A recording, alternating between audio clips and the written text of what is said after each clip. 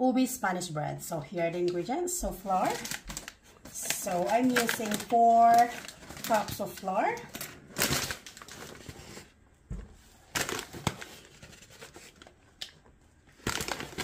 And 4. So yeah. And 1 pouch of dry yeast. So I think this is 2 tablespoons. So yeah. And teaspoon of baking powder. And teaspoon of salt. So that's it. And yeah, I have a wheat ingredients already here. So it has 50 grams of butter and 2 tablespoons of the ubi essence. Yeah, this is what I'm using. So yeah, here you go. And 1.5 cup of milk. So you're ready na siya. And sugar 1 cup with this mixture. So yun lang, that's so easy. Then I just put some, yeah, you can use 1 egg, but I'm using, yeah, 2 eggs. Here you go. And just mix them. Yep, so I'm using this first to blend the dough. And I'm going to use later on this dough hook mixer. Now maybe for about this to make sure that it blends all. And then I'm going to put the dough hook. So make sure all together.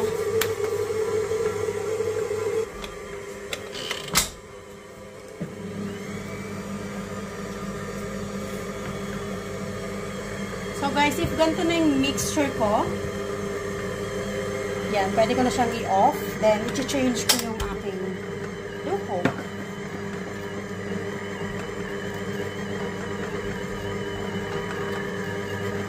Blend na siya o kagabi yan. Nag-mixture na din ako sa isang mixer para sabay na sila.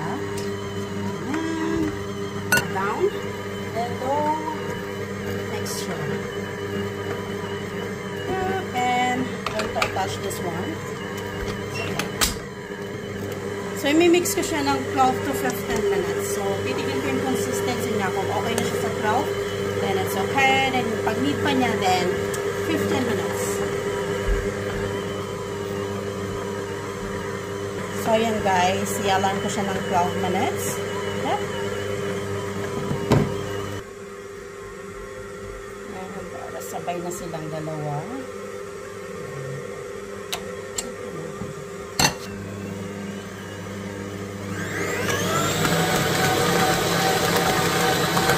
So, ayan guys, after 12 minutes, ayan, tapos na siya. Then, ililipat ko lang siya sa aking bowl. And let's gonna rest this for about 1 hour. Ayan, ganda nung ating dough. So, ayan guys, ayan yung bowl ko na pagsasalinan ko. I put some butter na tayo hindi magdikit yung ating dough. Ayan.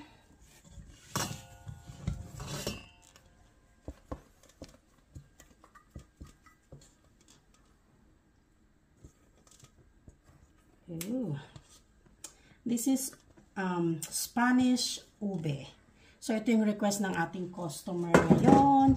And then, nakapag-mold na din ako ng ating Spanish bread na original. Which is, same lang siya ng measurement and yung mga ingredients. But, this one, I just put some ube essence para yan. So, let's gonna rest this for 1 hour. So, yan. Tatakpan ko yan siya ng ladra para hindi siya mag-dry.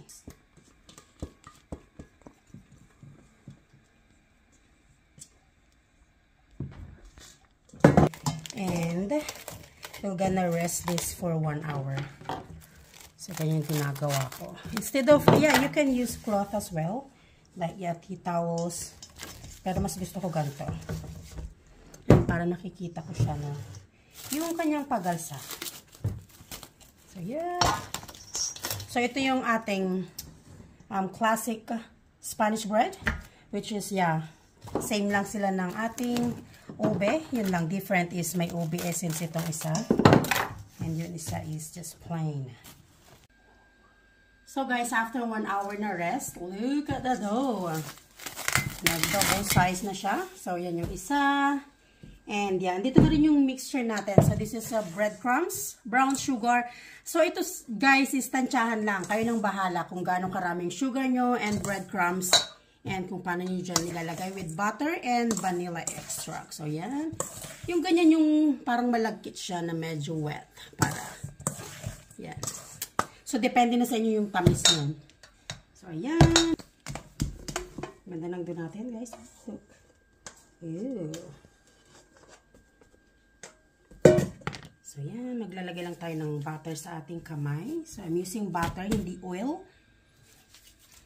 Or hindi flour. Para hindi mag-dry yung ating dough. So, yan. So, yung, ano nyo, yung sizes ng mga dough nyo is, depende na yun sa inyong desired kung anong sizes. So, yan. So, it depends na sa inyo yung sizes ng dough nyo, guys, ha. So, yan, imo-mold ko lang. So, guys, depende yung size sa inyo. Then, ako is 70 grams yung sa akin. So, medyo malaki siya. And, yeah. So, depende na yung gusto nyong size. Yung iba, 30, 40, 50.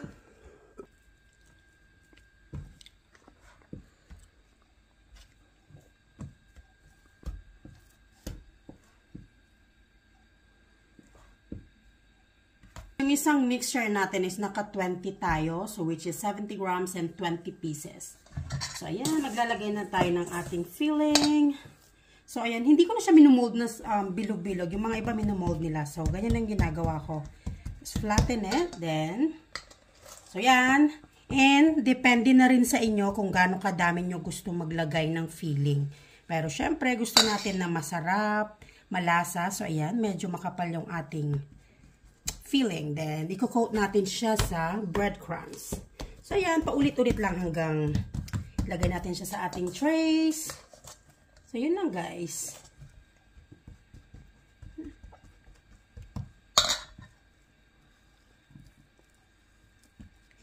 I-seal natin mabuti para hindi siya bubuka. Pag-bake na natin. Yan. Flatten lang ng desired nyo na sizes din. So, yan. Okay, wait. Tatlo pa. So, yan guys. Then, lalagyan lang natin ng ating coating na breadcrumbs. Then, naka-ready na rin yung ating tray. So, yan. Ganyan lang siya. Then, same process until ma-fill natin yung ating tray. So, and, go on. So, yan guys. Malapit ko nang mapuno yung isang tray. So, yung tray ko is, nilalagay ko is 12 pieces. So, hindi rin maganda na dikit-dikit siya. Kasi, syempre, papaalsa pa natin yan. So, dapat is 2, 4, 6, 8, 10. So, dapat 12 tayo. And then, let's cover. Ako kasi, ginagamit ko yung sludge wrap. Hindi ako gumagamit ng cloth. Pag takip ng ating ipapaalsa na bread. So, gagamit tayo ng sludge wrap. And we're gonna rest it for 1 hour. So, yan. 2, 4, 6, 8, 10, 12.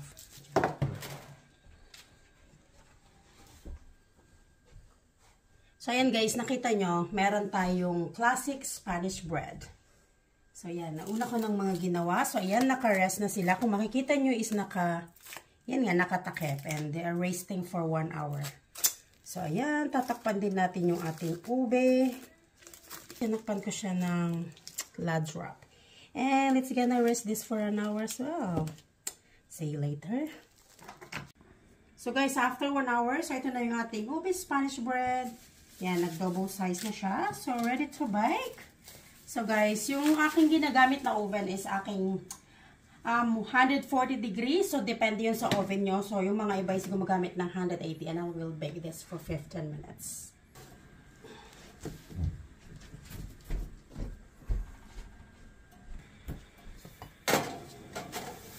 So, guys, yung ganyan ginagawa ko is 10 minutes. Then, after that is ililipat ko sa ibabaw yung nasa bottom, then another 5 minutes. So, total of 15 minutes siyang bake.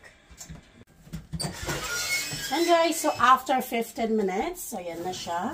So, i-check natin. So, yan na, medyo nag-brown na. Medyo hindi visible kasi nga purple siya. Yan, ube Spanish bread is ready. So, yan.